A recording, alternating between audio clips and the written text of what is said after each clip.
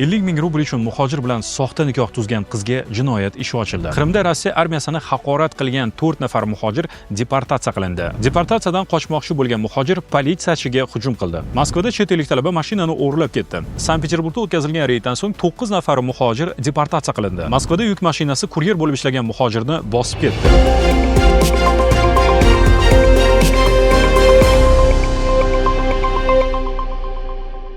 Assalomu alaykum. Sizlar bilan Jahongir Saidovich. Hafta yangiliklari bilan tanishib o'tamiz. Sankt-Peterburgda 23 yoshli qiz pul evaziga chet el fuqarosi bilan soxta nikoh tuzganlikda gumon qilinmoqda. Tergov ma'lumotlariga ko'ra, 2022-yilda u 50 ming rubl evaziga muhojir bilan rasmiy nikohdan o'tgan. Bu nikohning maqsadi oila qurish emas, balki chet el fuqarosiga Rossiyada vaqtincha yashash ruxsatnomasi (RVP) olish imkonini yaratish bo'lgan. Huquqni muhofaza qiluvchi organlar aniqlashicha, qiz bu harakatni yana bir ayol bilan birgalikda tashkil qilgan. Shu sababli ularga nisbatan noqonuniy migratsiya tashkil etish moddasi bilan jinoyat ishi qo'zg'atildi. Muhojir guvoh sifatida so'roq qilingan va uning Rossiyada vaqtincha yashash ruxsatnomasi bekor qilinishi ma'lum qilingan. Rossiya Federatsiyasida pul evaziga tuzilgan soxta nikoh orqali migratsiya hujjatlarini rasmiylashtirish jinoyat hisoblanadi. Qrimdagi Artyok xalqaro bolalar markazi qurilishida ishlayotgan Markaziy Osiyo davlatlaridan kelgan 4 nafar muhojir boshqa ishchilar bilan chiqqan janjal vaqtida Rossiya harbiylari haqida haqoratomuz fikrlar bildirgan. Hodisaga guvoh bo'lganlar darhol politsiyaga murojaat qilgan. Huquqni muhofaza qiluvchi organlar barcha ishtirokchilarni aniqlab, ularga nisbatan ma'muriy ish qo'zg'atgan. Sud qaroriga ko'ra,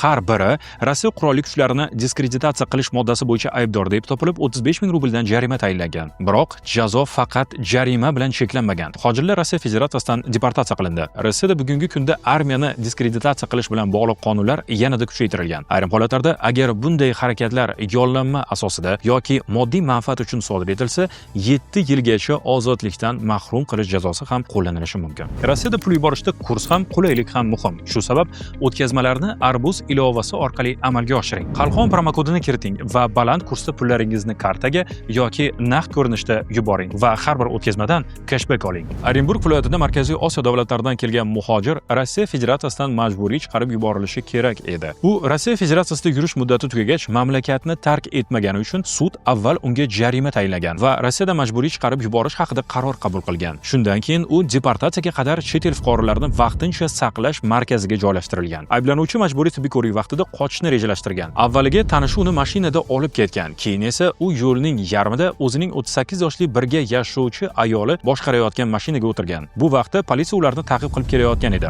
Politsiya xodimi muhojirni ushlash uchun mashina ichiga chiqqan. Shunda avtomobil soatiga 180 km tezlikda harakatlana boshlagan. Muhojir politsiyachini urib, harakatlanayotgan mashinadan itarib yuborishga uringan. Ayol esa muhojirni himoya qilib politsiyachiga o'lim bilan tahdid qilgan va atvertka bilan 2 marta oyog'iga zarba bergan. Shunga qaramay politsiya avtomobilni to'xtatib, ikkalasini ham qo'lga olgan. Sud ayolni 1 yil 6 oyga, muhojirni esa 2 yilga umumiy rejimdagi koloniyaga hukm qildi. Bundan tashqari, politsiya xodimi foydasiga muhojirdan 130 ming rubl, ayoldan esa 100 ming rubl ma'naviy zarar undirish to'g'risida ham qaror chiqarildi. Moskvada chet el fuqarosi Gazel avtomobilini o'g'irlab, yo'l transport hodisasini sodir etganlikda gumon qilinmoqda. Ma'lumotlarga ko'ra, avtomobil egasi kalitni mashinaning ichida qoldirgan. Bundan foydalangan muhojir mashinaga o'tirib, uni olib qochgan. Aytilishicha, u avtomobilni mast holatda boshqargan. U boshqaruvni yo'qotib, yo'lda svetofor oldida to'xtab turgan bir necha avtomobilga kelib urilgan. Hodisadan keyin esa voqea joyidan qochib ketgan. Avtomobil egasi politsiyaga murojaat qilgach, huquqni muhofaza qiluvchi organlar transport vositasini Yasenova tumanidan topgan. Gumonlanuvchining o'zi esa Miklux-Maklay ko'chasidagi talabalar yotoqxonasida ushlangan. U Rossiyaga o'qish maqsadida kelgan chet el fuqarosi bo'lgan. Sankt-Peterburgning Nevskiy tumanida joylashgan turar joy majmuasi qurilishida politsiya migratsiya reydi o'tkazdi. Tekshiruv davomida 68 nafar chet el fuqarosining hujjatlari tekshirildi. Ularning 9 nafari zarur ruxsatnoma hujjatlarsiz ishlayotgani aniqlandi. Ularga nisbatan noqonuniy mehnat faoliyati uchun ma'muriy bayonnoma rasmiylashtirildi. Sud qaroriga muvofiq qoidabuzar muhojirlarga jarima tayinlandi va ular Rossiya Federatsiyasidan majburiy chiqarib yuborildi. Shuningdek, politsiya ularni noqonuniy ishga jalb qilingan yuridik shaxsni ham aniqlamoqda. Agar ish beruvchining aybi tasdiqlansa, unga nisbatan ham qonunchilikka muvofiq chora ko'riladi. Politsiya ma'lumotlariga ko'ra, bunday reydlar muntazam ravishda o'tkazilmoqda. Rossiya Federatsiyasida ishlashdan oldin barcha zarur ruxsatnoma hujjatlarini rasmiylashtirish juda muhim. Aks holda nafaqat jarima, balki mamlakatdan chiqarib yuborishgacha bo'lgan huquqiy oqibatlar yuzaga kelishi mumkin. Moskva shahrining shimoliy Butva tumanida halokatli yo'l transport hodisasi sodir bo'ldi. Dastlabki ma'lumotlarga ko'ra, yuk mashinasi harakatlanayotganda kuryerni bosib ketgan. Og'ir tan jarohatlari olgan erkak voqea joyining o'zida vafot etgan. Ommaviy axborot vositalari ma'lumotlariga ko'ra, halok bo'lgan shaxs 35 yoshli Markaziy Osiyodan kelgan mehnat muhojiri bo'lib, Moskvada kuryer sifatida ishlab kelgan. Hozirda hodisa sabablari o'rganilmoqda. Moskva prokuraturasi barcha holatlarni aniqlash jarayonini